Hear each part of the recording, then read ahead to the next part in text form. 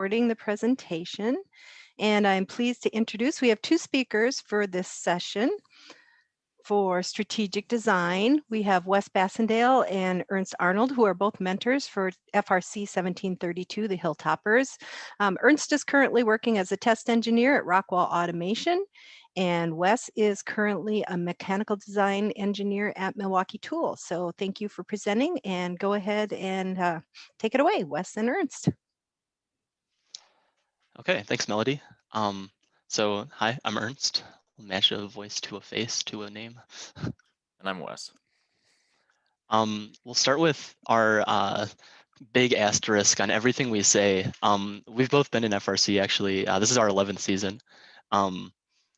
We've learned a lot of things. I'd like to think we're pretty good at what we're doing, but a lot of what we'll say is a lot of opinions. So you might disagree or you might have questions. That's fine. For this presentation, please put those in the chat and we'll hopefully have some time at the end to circle back and work through those together. We have a lot of opinions in here. Some of it will be facts about how the FRC season works. Some of it's information collected from other mentors who've given similar discussions online, in person, wherever. But we'll try to be pretty general and work through what we think are some of our best practices. We will not be able to go super in depth on a lot of this. You could do like an 8-hour session on these topics and still not have enough time. So we will breeze through a lot of examples. Sorry, but that's just the reality. So what we'll walk through in order roughly. We'll talk about how you figure out where to start, your team goals, your team capabilities, work through the strategic design process, pretending, okay, it's kickoff, we got a game, now what? And then talk through some examples, both at the end and of course, interspersed along the way. First thing that our team likes to do, and I think is important to have before your season starts, is to figure out what are your team goals. There are a lot of different ways to set goals. There are examples of SMART goals where you've got, you try to meet specific segments, and it can differ for each of your teams. Sometimes it's very specific and you can say, I want to have, accomplish a certain thing every match or at every event we go to. Sometimes the goal is maybe more school related and you want to create a robot that does something for your school. It's totally okay to have any range of goals, but I think it's important to have a goal because that way you can know, you can set steps to how you meet that goal. These goals will frame your discussion about the robot design and help keep things on track. Another important place to start is with your team capabilities. It's really important to be realistic and assess what you're able to do. So team capabilities can be stuff like your experience levels for both students and mentors. If you've never built this type of drivetrain before, maybe don't do that for this season. That type of experience level. Your machining access, right? Depending on the types of tools you have, that kind of dictates what you're able to build. Of course, budget and time as well. And then part of the time that people don't consider or sometimes don't consider is even if you can build something, are you able to control it? Will you have a programming team that's able to harness this? Will you have a driver that's able to get some practice in and make sure it works correctly? So there are a lot of those types of limitations. Another concept to be realistic about, tied into how you implement your resources, is the idea of like the jack of all trades but master of none. It's kind of shown on the side, right? A beginner, a specialist that's good at one thing specifically, or a generalist that is kind of able to do everything but not super well, or the rare multi-expert that can do everything well. Usually, for most teams, it's better to be great at one thing instead of average at everything, and to be consistent really, and really good at that one thing. And also, the final thing, accounting for scope and complexity. Depending on your team capabilities, right, your resources, it might be better to bite off a couple small tasks instead of trying to spend a ton of time on a big task. And that'll vary, and we'll get into some more examples later. So there's kind of this idea of robot points where each team has a certain amount of points to spend on the robot. And these exact values that we show on the screen aren't super specific. They're just kind of generalized. And I don't know if I'd recommend trying to figure out how many points your team has to spend on something, but a higher resource team is going to have more points to spend than a lower resource team will. So if you think about your resources being a combination of time, money, or whatever as these points, and you have a robot that you want to have a certain amount of capability, so maybe it's 30 robot points. It's usually better to try to have 3 functions that are at max capability, max robot points, as opposed to 5 capabilities or 5 mechanisms that are not at max capability. So 5 at 6 out of 10. And so, for example, maybe it means you've got a really good drivetrain, a really good intake, and a really good scoring mechanism. But maybe you can't climb, or this past year, maybe you can't use the color wheel, or maybe you don't have an autonomous, but you have something that is going to work every match consistently. I think that's going to lead to a better outcome for your team overall.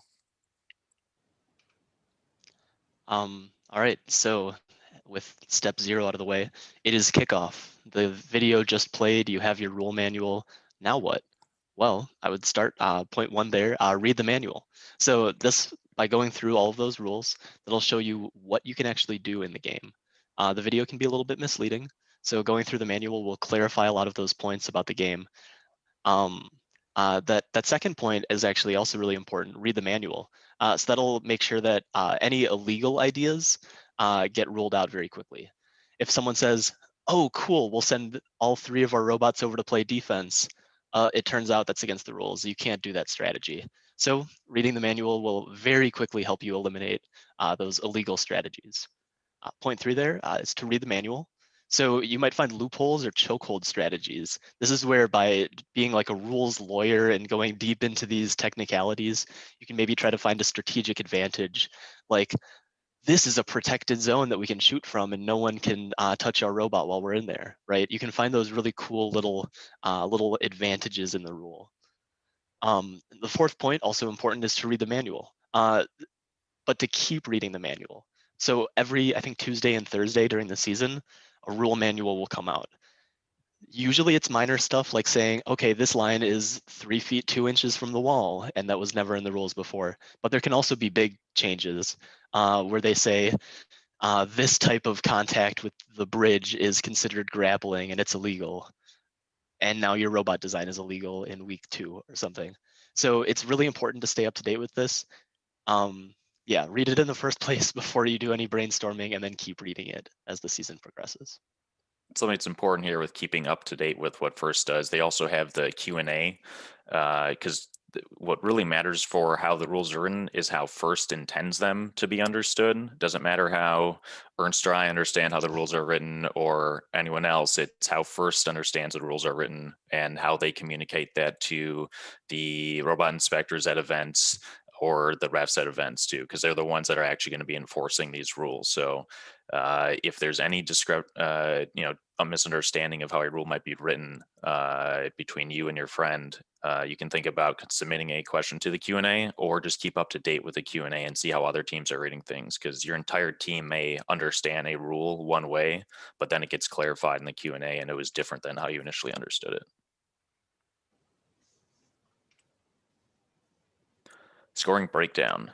This is one of the first things that our team probably does when we break out into groups to understand the rules. We love looking at how do you get points in the game. Usually the manual will provide an easy breakdown of points that's shown on screen there. If we try to figure out, what is an average match going to look like, how many points does our team need to score to on average, win a match, what's most likely going to win a match. So love looking at where points are found. Usually you're going to find that the biggest amount of points for a single action is going to be something in the end game. So usually one mechanism hanging is going to have a large amount of points. But it's good to figure out where are all points going to be found, and especially find out where are the ranking points, because not only do you get ranking points for winning a match, but you can get ranking points for doing some tasks that aren't necessarily the most point beneficial in an individual match. But if your goal as a team is to seed high and be an alliance captain, figuring out how to get those extra ranking points is important. So the bluish thing on the right, don't try to read the values, they're not super important here. But I think a key there, so this is from the rule manual. It says, for example, a power cell scored in the bottom port is worth 1 point during teleop, but that really doesn't tell the whole picture. How many of those can you score, right? Oh, it's 5 at a time. Okay, so that's kind of 5 points. What if we run 3 cycles? Oh, 15 points. So just looking at the point values is one thing. But like on the bottom, someone made a high effort spreadsheet to try to simulate matches. Going that next level to see like what's the high score, what's a typical score. That's where you can get some value beyond what's shown in the manual. So, okay, you have your game, you figured out what the points are. Now you can kind of break things out into different skills and different tasks. So this is an example from the 2016 game. Again, don't try to zoom in and read all these examples, they're not super important. But this game had a ton of stuff on the field, a ton of obstacles to cross. So there were a ton of different tasks, crossing the moat, crossing the drawbridge. But then also normal things like picking up the ball and scoring it. So there are all of these different tasks that you can do to score points and to complete the game. The robot skills are kind of a different list of things though. So for example, being able to drive over bumpy stuff, that covers a bunch of the different obstacles. Being able to pick up a boulder, okay, being able to shoot a boulder, being able to hold it in the meantime. Those are 3 different robot skills that all match up to one task. So this list of game tasks and this list of robot skills is directly related, but it is definitely a different list. So it's important to split out those different things that you have to do to play the game, and then also the things that the robot has to do to complete those game tasks. And you will use this list. You're going to organize these into categories to try to shape what your robot will look like. Match strategy. So you know a little bit about what you can do during the game and what would be required from the robot to play the game. But you need to figure out like what's actually the best way to play the game, because the game's usually going to have a lot of different things you can do. But where do you want to spend your time? What, based on what your team's capabilities are and strengths and weaknesses are, where do you best fit into an alliance? Something that an activity we like to do is play the game as humans, meaning set up a fake field, run a simulation game with people running around pretending to be robots, and figure out, how are 6 different people going to approach this game? Because I can guarantee you there are going to be a lot of different strategies that will come up, and you got to figure out what's going to work for our team. What's gonna make the most sense in those types of things. People are most likely gonna try to be like a scoring robot, but there's a lot of different other robots that can come out of this. And some years are going to be better for this than others. The 2014 game only had 1 game piece on the field per alliance, which means that you couldn't have 3 robots scoring at once. Only 1 robot was actually going to be scoring, but you still needed other robots who could either play defense or help pass the ball. You got more points if you passed the ball between robots. So having a robot that was still good at handling the ball, but maybe not necessarily scoring the ball, was still very beneficial to the alliance. So your robot could end up being good at multiple of these things or very specific to these things, or maybe you are some other robot archetype that isn't listed here. These types of robots that you have on your alliance are going to kind of form what the strategy ends up being. So if you've got 3 really good scorers, maybe it makes sense to just go the shootout route where you're just all scoring. However, you need to keep in mind, is there room to have 3 robots scoring? So maybe some of those robots who normally are a scorer need to shift into another role that they don't normally play if there's not enough room on the field to have 3 robots scoring at once. So based on some that we talked about earlier, like the reading the rules, figuring out what some of the loopholes are, that kind of builds into the starvation and chokehold strategies. Because maybe there's a limit of game pieces on the field, you can implement some sort of starvation strategy or some sort of chokehold strategy where if you're playing legal defense, you can still prevent the other team from scoring a certain amount of points that puts you out ahead at the end of the match. So Wes mentioned what if you have 3 scorers in a match? Maybe you play the shootout strategy. It's also important when you're looking at robot strategies to think about other combinations. So what if you have a scorer, a supporter, and a defender? Okay, cool. That's a pretty decent alliance lineup. What if you end up with 3 supporters? So it might always be good even if you're mainly a supporter to plan for some ability to score points. But you can go all in as a supporter too. And this depends on your team goals, right? So if you want to be an alliance captain, that will shape the type of robot you pick. If you want to be the perfect partner robot, where you don't care about seating in the top 8, but you want to be the first pick because you're the perfect accomplice to go alongside someone, that will shape the type of robot you make as well. There are only 8 alliance captains, but 24 teams picked for, or 24 teams are going to elimination. So you still need to pick the rest of those alliances to fill out, or other robots to fill out the alliances. So kind of continuing some of those concepts, I don't know if we said it on this slide.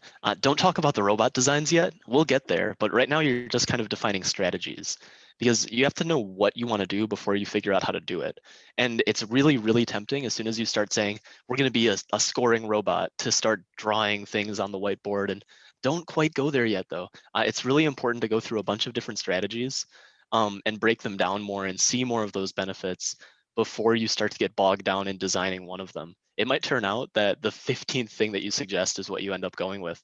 But if you start drawing all the stuff for that first one, look at that, you just missed a big opportunity. So it is important not to start drawing stuff immediately. There are also a couple of rules of thumb that'll come up. And like Wes said, doing the human match will reveal a bunch of things. But if you say, we're going to be a scoring robot and we're going to score 15 sets of game pieces during this match, that's probably just impossible. Like the rule of thumb shown here, it says maybe elite teams can do 8 full field cycles. Most teams they'll max at 4, but average 2 or 3. When you're if you run a simulated robot game, you can kind of figure some of these things out and say, okay, this robot can only walk. What happens at walking speed if you have to walk 60 feet to go pick stuff up and then 60 feet back to score? What does that look like? Or if someone's sprinting safely, how does that flow look differently? What if someone struggles to pick up and is kind of hurting the game piece around on the floor? How does that change the timing? How does that change what these different roles actually look like? Because when you're comparing different match strategies, you should also slowly start to figure out the points, the maximum score for that robot, and for that different alliance types that it can fit into. And then, of course, depending on your goals, you can help narrow down some of the strategies that you're focusing on that way. Another thing here, be realistic. When you're picking strategies, it's very easy to overestimate. That comes into cycle count, that comes into robot capabilities, but assuming that you're going to start with something that doesn't work super well is really important to simulate and consider early on. One note on that last one, Ernst, with the lines compatibility. This is kind of talking about like figuring out where your role is. We talked a little bit on the previous slide too about like where your role is on an alliance. The example, the picture there, we were paired up with UPS at a regional, and they were unable to score gears as well as we could. Their gear mechanism just wasn't working as well, but we could pick up gears off the ground, and so we found a way to work with them where they would transport the gears for us, even if they couldn't physically score them. They could move them across the field, which would reduce the amount of work that we would have to do to score. And so finding a way to work with your alliance, even if their mechanism might not be working at 100% or working in the way that they thought it would. There's a lot of weird ways to utilize mechanisms, even if they're not working as intended. That year, there's a number of times when a team would have a low goal scoring robot, but that low goal mechanism actually could carry a gear. And so they did the same thing. They would put that gear into their logo scoring mechanism, and then they would drop off that gear for us. So figuring out how to work with your alliance partners, even if it's not as intended, is something that's worth doing. Yeah, that was such a fun alliance once we figured out we could do that. This is me. So now you're kind of getting into the robot concept stuff, and this is again something that the process we like to go about it, and it's probably going to go in a cycle too. Like you may figure out your strategy, figure out your robot design, and then you may learn something in the design process that changes your strategy. So it's fine to circle back and kind of take a step back to the strategy phase and say, now that we know some of these concepts, we can adjust our strategy. But now once you kind of know the strategy, you can start figuring out some of your ideas. These ideas should be aimed at how do you accomplish the strategies that you want to accomplish, or how do you accomplish strategies that you want to implement. So go back to that skills list that we had, start drawing whatever you have in your head.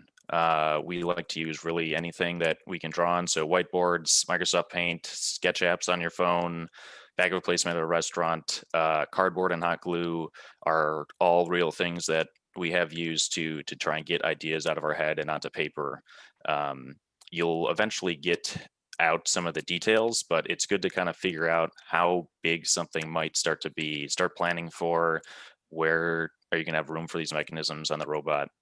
The other thing that I like about getting these ideas out on paper is that I'm an engineer now. I've been doing this stuff for a while, so I know a lot of what these mechanisms are called. I can reference other mechanisms, but new students to the team, or even if you've been on a team for 4 years and you're a senior, you might not know how to do that if it's a new mechanism that you're trying to think of. So figuring out a way to get your ideas out and explain them to other people is something that is difficult but incredibly important, because you may have a really good idea, but if you can't communicate it to others, you may never get to use it.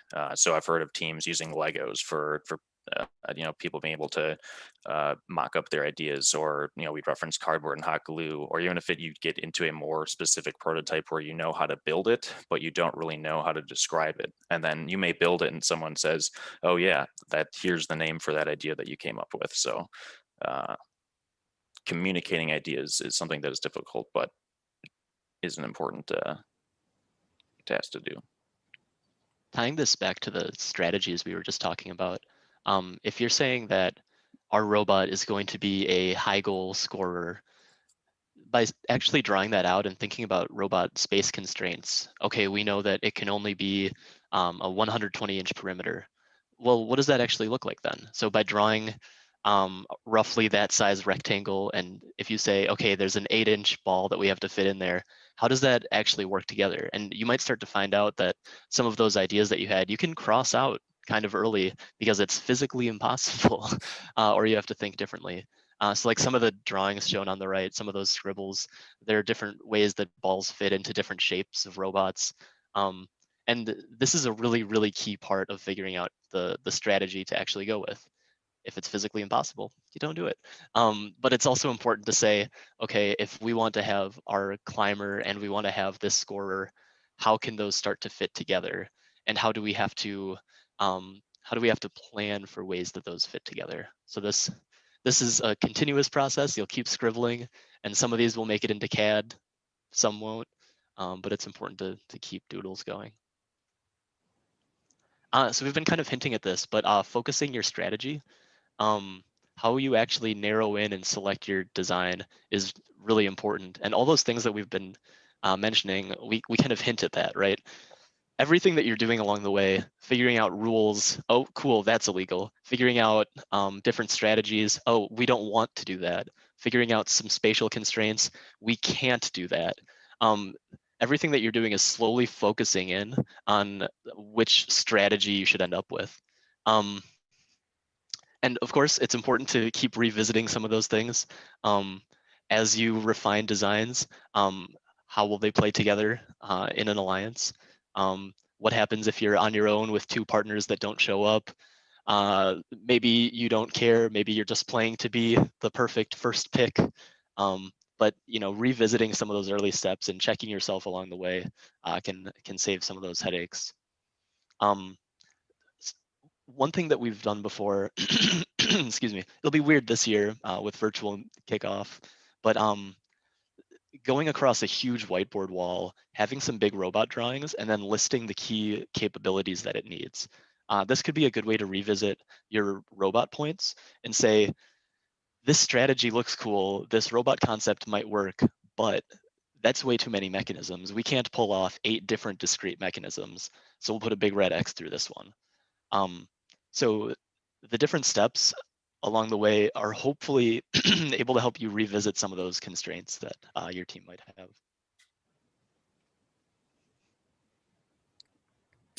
So you're probably going to come up with a lot of ideas. There's usually we have another mentor on the team who likes to say there's a million ways to do something. You just have to figure out what the right way is, or what a working way is that works for your team. So you're probably gonna come up with a lot of ideas, and you're eventually gonna find a couple that are probably going to work, but maybe you've got different parts of your team that really are a fan of different design ideas. So you're probably going to need to find a way to make a decision between multiple ideas. So if you're able to prototype, if you have resources to prototype, you're going to want to take some hard data if you can, but some of the common things to look at are speed versus power of a mechanism. And then you also have to know, what do we want more of? Like, if one mechanism has one or the other, which one is more beneficial for that year's game or your team? Complexity versus durability. Sometimes it's just simple as space on your robot. Is it a wide mechanism or a short mechanism? And how does that fit on a robot? And which way is your robot oriented? High versus low center of gravity. Pretty much always go with low center of gravity, but maybe your robot needs to be tall for an easier shot or an easier climbing mechanism. And as you make a robot taller, it can be more tippy. So you need to figure out a way to keep more weight low on your robot. You also have, we talked about, your resources. Time is limited, but time is also different for each team. Some teams meet every single day for many hours. Some teams meet every other day. And some teams, there are snowstorms that prevent teams from meeting, or there's a global pandemic and you can't meet in person. A lot of different things that limit time, but you still need to account for designing the thing, building it, programming it, testing it, practicing with it. If there are ways to improve upon it, iterating, and then eventually competing, and then ideally repeating, continuing through some of these things and improving your mechanisms. So looking at that list of trade-offs, a couple of concrete examples: speed versus power, and tying that to team goals. For your drivetrain, do you want to be the fastest and cross the field at high speed? What if you want to play defense, or what if you run into defense? Maybe the power is something you want to be able to push teams around. Complexity versus durability. Was it our 2018 robot? We decided that our elevator was going to have a limitation where we only have 2 extra stages, so we can't reach this certain height. But that's because we decided to make it super, super durable instead of more complex. Wide versus 2019, long. but yes. 2019, sorry. We have a couple elevators in there. And then, yeah, high versus low center of gravity. For the 2020 robot, we decided to go low and dense, to go under the trench, but also to be able to be very stable. It meant that we had a harder shot, though, right? You're further from the goal if you're short.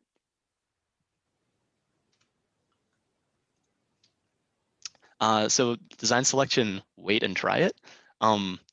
So this is kind of getting into prototyping, like Wes just mentioned. There's only so much you can talk about around a table.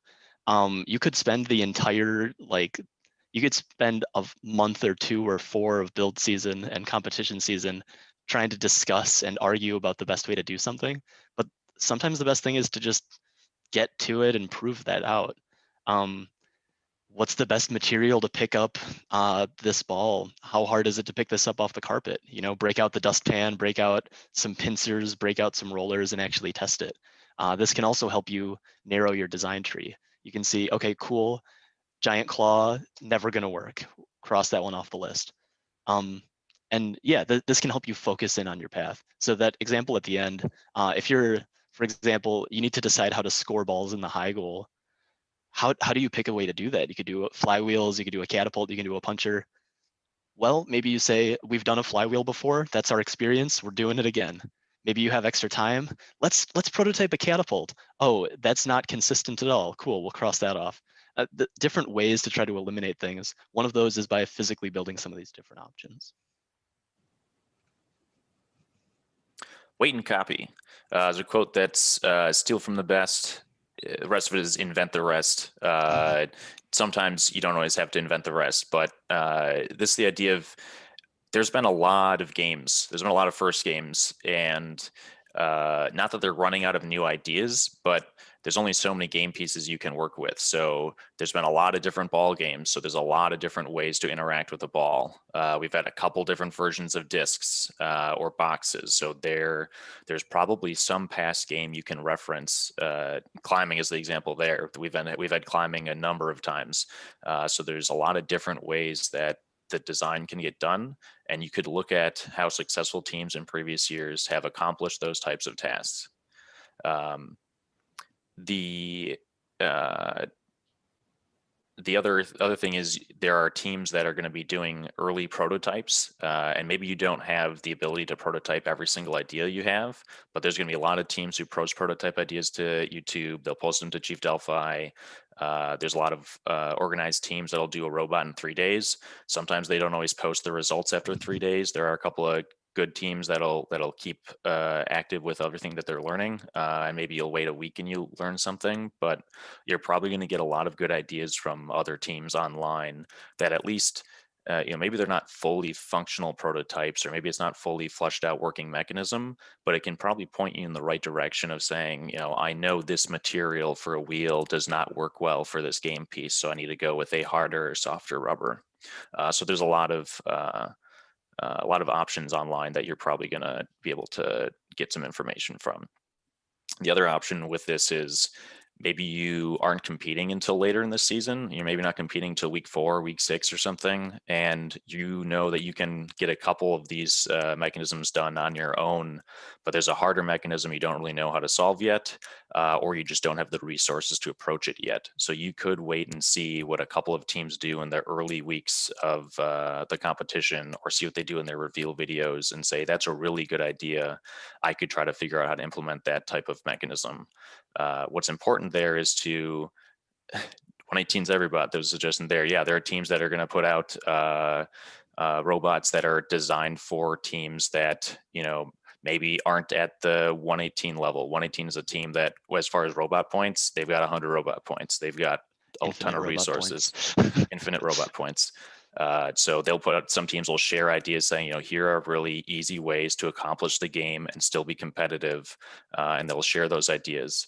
But what is important before implementing some of those shared things is to understand why they work, because sometimes it's not as simple as just copying and pasting it and not understanding, the reason behind something, why it works. And so usually those teams will be willing to answer questions if you want to know more specifics on why that mechanism works.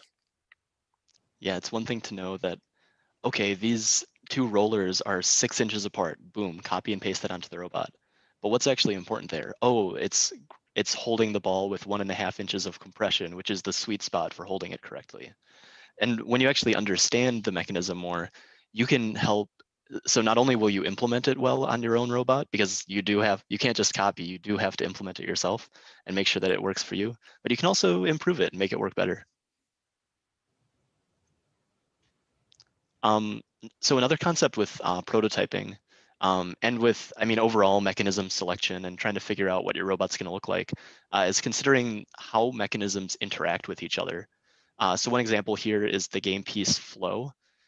It doesn't matter if you have the best intake in the world and the best launcher in the world, if there's just a black hole of despair between them, and whatever your funnel is just awful. If you have some bottleneck like that, it's really important to know what that might be early on and consider that with your design selection. You can also try to test that. So trying to integrate multiple prototypes together, or try to mock up different shapes early on before you build a full-on complicated prototype is pretty important. Here we show transitioning balls from one storage into, like on the top, a single file, on the bottom, going directly into a shooter. But another example could be like a claw on an elevator. That claw isn't going to work if the elevator doesn't work, right? So you have more mechanism reliances like that, where it is really important to consider that in a match. You can also try to figure out, what happens if this one breaks? Can I still do anything? Well, with the claw on the elevator, for example, if the elevator breaks, you can't score anything up high. But if it's already at the right height to do some scoring down low, if the elevator breaks, you can still kind of work with it. So yeah, considering mechanism interaction is really important across the board. Feature ramp. So this is kind of talking about, again, going back to, what do you have the priorities to work on? What do you have the resources to work on? But if you have to kind of put an order of priorities on your robot mechanisms of what needs to work first, it's good for you as a team to understand, what do we want to work in order to meet our goals. So for us, drivetrain is always the most important. The robot has to drive in order to pretty much do anything else. There's very rarely going to be a game where not driving is still going to benefit you in some way. The next, maybe not easiest, but the next most amount of points is usually in the end game. So drivetrain allows you to still play defense, allows you to push some game pieces around, usually get some points in autonomous, but the end game is going to be the most amount of points in the smallest amount of time. After that, you might prioritize main scoring, so whatever the main scoring objective is that year, and then you might put the secondary scoring last. But again, that depends on your priorities and what you figured out through prototyping. If you know you want to do something on your robot, but you don't have time to work on it yet, you can block out space for that mechanism on your robot, whether that's in CAD, physically putting in a just big gray block and calling it, shooter or intake or something, and something's going to go there, but you just don't have it ready yet. That's totally fine. We do that a lot. That was something this year with this last year's game. We prioritized the color wheel spinner last. We had space and motor availability for it, but we didn't actually implement it at our first event. So on the right here, we had a graph. I talked before about predicting what scores are going to be based on looking at the scoring breakdown. It's also important to keep in mind that teams are going to get better week to week. Robots are going to get better week to week. And so it's steadily going to increase. So if you know when you're competing, if you're competing week 1, that means you're not necessarily going to have this all-star robot in order to succeed that week. You're going to have a lower bar for success than it is if you're competing week 6 or at the championship level. So that might mean you don't need to have all your features working. You just need to have a certain amount of features working at a high enough level for you to be successful. It is difficult to predict what that's going to be, but it also gets back to the point of I'd rather have 3 mechanisms working really well as opposed to 5 mechanisms that aren't quite tested, aren't quite refined, and don't have driver practice with. Yeah, so one thing that Wes mentioned was for our team at our first competition, we didn't have a mechanism implemented and we thought about maybe adding it later. For us, we're fortunate and able to go to multiple regionals per year. There are different models for different teams. So obviously, if you're in the district system, you have a whole different schedule. I'll ignore that because we're in regionals. But if you're a one-event team, for example, maybe what could your other increments be along the way? What could those milestone dates be? There are week 0 events. So like there's one in Sussex near Milwaukee. There's one near La Crosse. So you can treat your week 0 as that first increment. We have to deliver a working drivetrain and a working end game at the week 0. And then you test those, you see if they actually work, especially when it's getting bumped by other robots, and you have an opportunity to make improvements to those. But it is a firm deadline for you then. You have to get it working for that event. There are other options too. You can maybe, as more teams add practice fields, go to scrimmages that teams host. But it's really important to have some kind of milestone and some kind of deliverable and have those different points along the way. We've talked about making decisions, and we've kind of talked about it in an idyllic way where we suggest the decisions should be obvious, right? You've got your data from analysis and discussion. You've made some prototypes. You've seen examples from other teams. So in a perfect world, deciding on which strategy, which robot design to go with shouldn't be an argument. But usually it is. So inevitably when things escalate, when there are disagreements about we should have a catapult, no, we should have flywheels, how do you start to resolve that concept or that discussion? There are a lot of different ways to do this. Some teams like to go into a decision matrix. I don't know. I don't personally really like it. It feels like the points are made up and it doesn't matter. But for some teams, that type of concept works really well. I think my favorite is more testing. If someone says a flywheel, that'll never be consistent, prove it. Make sure the thing actually works. There are different amounts you can do with that, though. Eventually, it's better to just pick something and roll with it. The point there, a good plan violently executed now is better than a perfect plan executed next week. Eventually, you have to pick something. You have to build a robot. You can't just discuss forever. And it's better to have a less optimal design that's implemented fully instead of an optimal design that you don't finish. And then also, of course, more discussion doesn't actually guarantee that you'll get to a better conclusion. Then the last point, if you still can't resolve and you come down to voting, in my experience, voting always leaves someone mad or dissatisfied, because by the time you've gotten to voting, it means you are at such an impasse that people won't agree with each other. So you come away from a popularity contest then from voting with someone mad, and I try to avoid that if possible. You also get weird things where like mentors think they should get multiple votes, or seniors don't care about the freshman vote, and like you get super delegates and waiting, and it's just a mess. I don't like voting for FRC concepts. So we've got one example that kind of encompasses a lot of the things that we talked about. It was our 2017 year. Our goal a lot of years is to win a regional / qualify for champs and be competitive at champs. Being competitive at champs usually means making it to eliminations, ideally getting past the first round. Resources that year, we could build a second robot. A lot of you may not be aware, but we used to bag robots. This was the first year not bagging a robot. So if you're new to the team, that meant you put a robot in a bag and you couldn't touch it after the 6 weeks. That's now gone away with. But at the time, we could build a second robot in order to continue testing things so that we could implement them at competitions. At the time, we did not have any CNC capabilities, no lathe, so it was a lot of stuff by hand, drill press, bandsaw, chop saw. But we did have access to a local practice field thanks to the Robo Tigers 2830 that we could go to a couple times a year to test out our robot on a near full field. So priorities that year, going into our first event, we knew robot had to drive. We knew robot had to climb because climbing was a huge amount of points that year. It was 50 points. Point values differed each year, obviously, but that could be a big swing if you had one robot not climbing on your lines, particularly in eliminations. And we also wanted to score gears.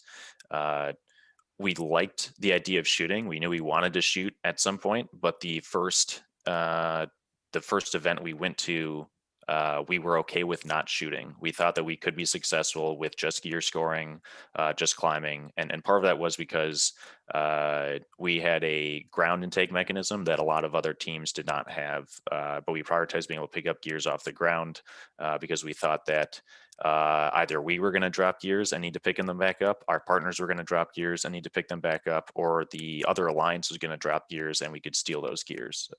So that first event ended up working really well for us.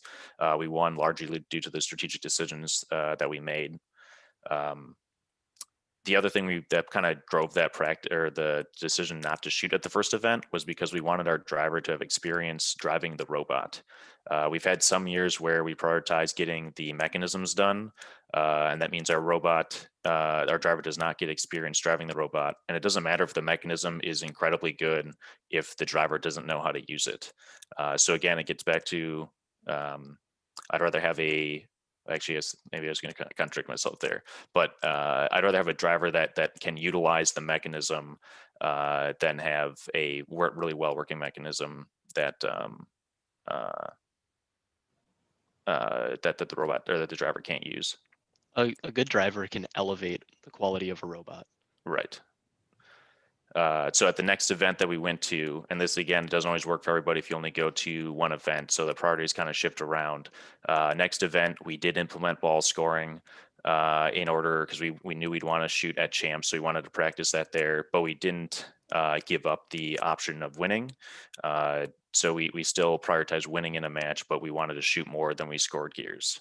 The last thing we implemented was additional autonomous routines to be better compatible with our alliance partners at championship. So that meant being able to score from multiple different positions in autonomous. The thing we did in the off season that we implemented from other teams, originally we had our climber placed low in order to keep the center of gravity low, but other teams were able to have their climber up higher, which meant that they usually climbed faster, and it was also easier for them to line up to climb. And so that's something we implemented for the off season to allow us to have a faster climb. I think one trade-off that's worth mentioning, because we decided pretty early on that we were prioritizing gears and climbing, we didn't put as much thought or design work into our shooter, and we never wound up being great at shooting. So we deprioritized it, and that was the right decision for us to make. If I went back, I don't think I would change that.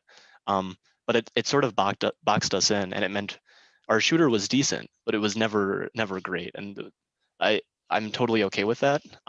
It might have hurt us a bit at champs, but that's just the way that we went. We didn't have enough resources to fully implement that function, so that's what happened. So we're pretty close to the end now. I think they're actually going to shut down the rooms pretty soon. I do want to mention a couple of resources that you should check. So we mentioned a lot of years, a lot of different games. Go and learn about them yourself, right? If a lot of the things we said sounded like gobbledygook, go look it up. So first, on their website, they have those old games. You can watch the video, you can read the manual, you can see how the scoring works, and you can find match footage. Go to the Blue Alliance and switch over to the year. You can see that ramp of how the points changed every week. You can go and find matches. You can find high scores and cool teams. There's a lot of good information. And that going through these old games is also how you'll find those examples. How did teams climb? How did teams score this this game piece? And then before we do questions, if you do think of something later, you can email us. I think Wes and my email addresses were included on the schedule. You can also email our team account. And then a copy of this PowerPoint is up on the team website. So questions. Did you see Jesse that has a question come question, in? or go ahead. What are the pros to making a second robot? So pros to making a second robot, it's definitely different now in the post-bag era where you're always going to have access to at least the one robot that you have outside of shipping to champs. So it depends on, again, team resources, but one thing is you could finish one robot and allow your drivers to get practice, allow your programming team to work on autonomous and fine tune all the different parts of the robot. And then you could build a second one that allows you to drive at one time with your driver and work on autonomous with the other one. Or maybe you're working on refining some of the mechanisms where you can't improve a mechanism if someone's practicing with it. So the second robot just really allows you to get more done if you have the amount of people and resources to continue working on it. So you could have somebody driving and practicing with the mechanisms, and maybe he's giving feedback to your design team saying, this is working, but it could be a little bit better in this way. And someone has an idea on how to improve it. And then maybe you implement that improvement on the second robot. So that is something that that can be done. That is probably what we are going to attempt to do in the future, but it might not be two completely identical robots. One might be more of a modular robot that you can kind of shift things around on and test things out. And then we have more of a finalized competition robot. This past year, we did not get far enough along and build two full robots. We had the one that we competed with, and then we had a drive base that was ready to go, but COVID interrupted some of those plans. I wanted to show on this slide, that picture on the top right, those are two of our protobots. So I think something like this might get pretty common going forward, where you use an old drivetrain and put a new mechanism on top of it and to test that out. And you can see really directly, right? These blue wheels, I mean, that's the same shooter that we had on this robot, this gear manipulator, that's the same mechanism that went in there. So by having, instead of maybe thinking of it as two robots, you have like your half step zero prototype platform robot and then a competition one. There's another question. Do you have tips for transferring knowledge to newer team members? Yes, attend FRC Training Day. No, so a lot of the stuff that we're presenting here, we don't actually present to our team. It just sort of naturally happens, which maybe isn't a good format.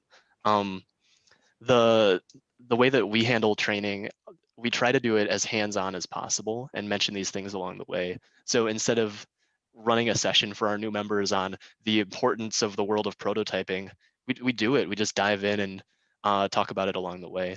So for us, I think hands-on learning in person, ideally, has been our favorite knowledge transfer. I think going to off-season events is a big thing if your team can afford it and has the budget for it.